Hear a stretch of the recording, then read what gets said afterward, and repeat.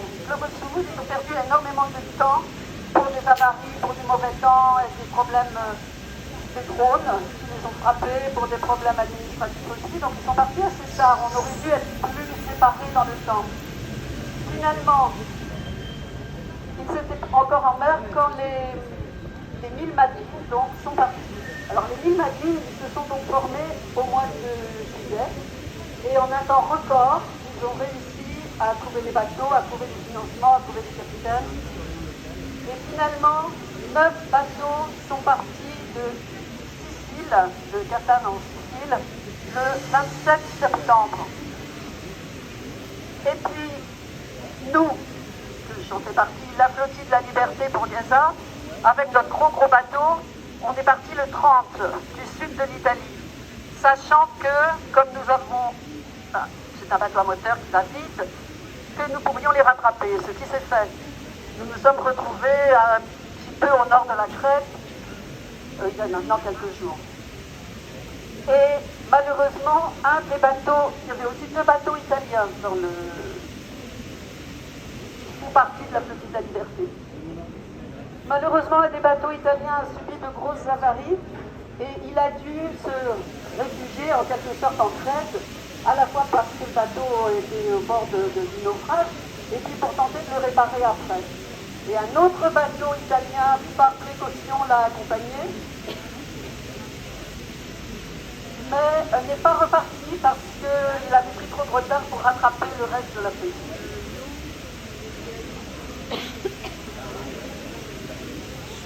Donc ce sont 9 bateaux en tout avec le Conscience qui ont continué vers Gaza. La nuit dernière, donc vers 4 heures, ils ont vu arriver des bateaux, des projecteurs, un hélicoptère.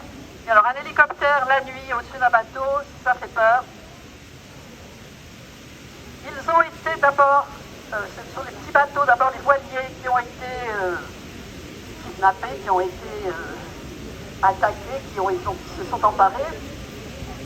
Et puis un petit peu après, le Conscience, qui était donc survolé par les hélicos, et qui a fini par renoncer à avancer, et qui est encore en mer actuellement. Ils sont tous encore en mer actuellement. Alors le Conscience devrait arriver d'ici 1 heure dans le port d'Ashdod. Et les voiliers, eux, mettront quelques heures de plus. Ils ne vont pas très vite. Ce sont pour certains des petits bateaux, certains des très jolis bateaux d'ailleurs. Et je viens d'apprendre avant de venir que, contrairement à ce qu'ils avaient dit au départ, les autorités israéliennes d'occupation vont les amener aussi à la prison d'Éthiopie, dans le Guantanamo israélien. Donc il faut absolument qu'on se mobilise tous et toutes et qu'on écrive à nos autorités, parce que je l'ai déjà dit l'autre jour, la position de la France est absolument lamentable. Il n'y a pas eu une condamnation de l'attaque. Au niveau du Quai d'Orsay, on nous dit oui, on sait, on voit avec le consulat, etc. Le consulat nous dit on sait, on voit avec le Quai d'Orsay. Ça n'avance pas, ça ne bouge pas. Donc si on n'a pas une pression citoyenne énorme, ils vont rester peut-être longtemps dans cette maudite prison. Parce que Ben Gvir,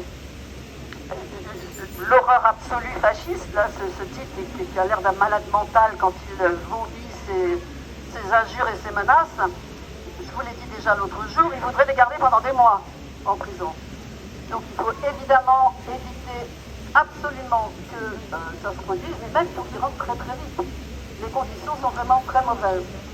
Dans les passagers du Conscience, il y a 93 personnes sur le Conscience et en tout ça fait 145.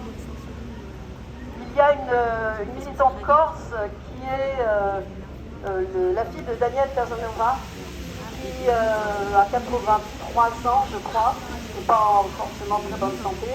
Il n'est pas question qu'elle passe des jours et des jours et des jours en prison. Encore que elle est costaud.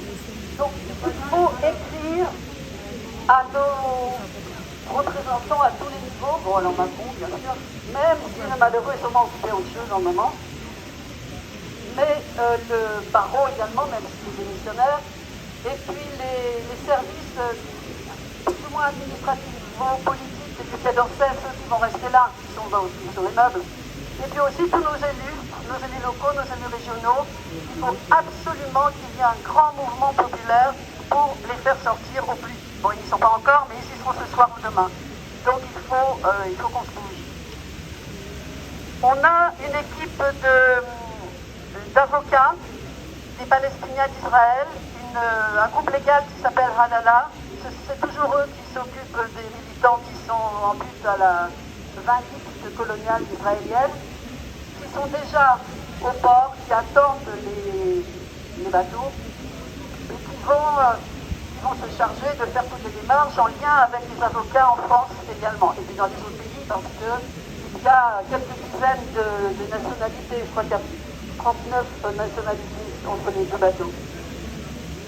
Donc voilà, notre responsabilité, elle est là. Il faut impérativement qu'on se bouge pour faire sortir nos camarades de prison.